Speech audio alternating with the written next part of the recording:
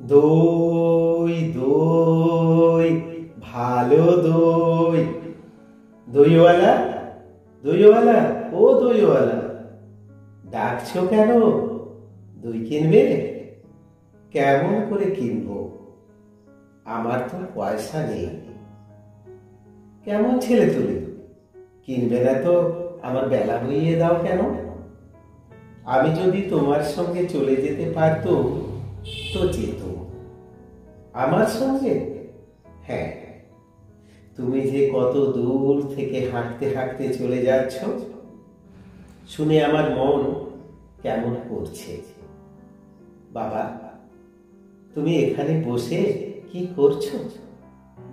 কবিরাজ আমাকে বেরোতে বারণ করেছে, তাই আমি সারাদিন এইখানেই বসে থাকি। আহা বাছা, তোমার কি হয়েছে?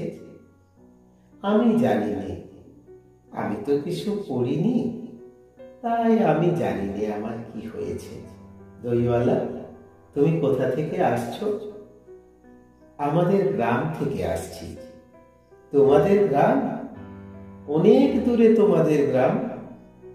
আমাদের গ্রাম সেই 5 মুড়া পাহাড়ের তলায়, শামলি নদীর ধারে। 5 মুড়া পাহাড়, শামলি নদী, কি জানি, হয়তো তোমাদের গ্রাম দেখেছি। কবে সে আমার মনে পড়ে না। তুমি দেখেছো? পাহাড়ের তলায় কোনোদিন গিয়েছিলে নাকি? না, কোনোদিন যাইনি, কিন্তু আমার মনে হয় যেন আমি দেখেছি। অনেক পুরনো কালের খুব বড় বড় গাছের তলায় তোমাদের গ্রাম, একটি লাল রঙের রাস্তার ধারে, তাই না? ঠিক বলেছ বাবা। সেখানে পাহাড়ের গায়ে সব গরু চড়ে বেড়াচ্ছে। কি আশ্চর্য! ঠিক বলেছ, আমাদের গ্রামে গরু চড়ে বই কি, খুব চড়ে। মেয়েরা সব নদী থেকে জল তুলে মাথায় কলসি করে নিয়ে যায়, তাদের লাল শাড়ি পরা। বাবা, ঠিক কথা, আমাদের কয়লাপাড়ার মেয়েরা নদী থেকে জল তুলে তো নিয়ে যায়, তবে কিনা তারা যে সবাই লাল শাড়ি পরে তা নয়। কিন্তু বাবা, তুমি নিশ্চয়ই কোনোদিন সেখানে বেড়াতে গিয়েছিলে। সত্যি বলছি দইওয়ালা, আমি একদিনও যাইনি। কবিরাজ যেদিন আমাকে বাইরে যেতে বলবে, সেদিন তুমি নিয়ে যাবে তোমাদের গ্রামে। যাবো বই কি বাবা, খুব নিয়ে যাব। আমাকে তোমার মতো ওই রকম দই বেচতে শিখিয়ে দিও। ওই রকম বাঁক কাঁধে নিয়ে ওই রকম খুব দূরের রাস্তা দিয়ে মরে যাই। দই বেচতে যাবে কেন গো বাবা? এত এত পুঁথি পড়ে তুমি পণ্ডিত হয়ে উঠবে। না না, আমি কখনো পণ্ডিত হব না। আমি তোমাদের রাঙা রাস্তার ধারে, তোমাদের পুরো বটের তলায়, গোয়ালাপাড়া থেকে দই নিয়ে এসে দূরে দূরে গ্রামে গ্রামে বেচে বেচে বেড়াবো। কিরকম করে তুমি বলো?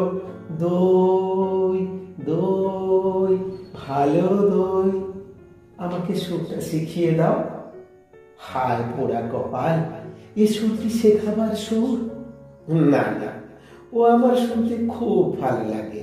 আকাশের খুব শেষ থেকে যেমন পাখির ডাক শুনলে মন উদাস হয়ে যায়, তেমনি ওই রাস্তার মোড় থেকে ওই গাছের সারের মধ্য দিয়ে যখন তোমার ডাক আসছিল, আমার মনে হচ্ছিল, কি জানি কি মনে হচ্ছিল, বাবা এই এক ভার দই তুমি খাও, এই এক ভার দই। আমার তো পয়সা নেই। না না না না, পয়সার কথা বলো না। তুমি আমার দইটুকু খেলে আমি কত খুশি হব। তোমার অনেক দেরি হয়ে গেল না?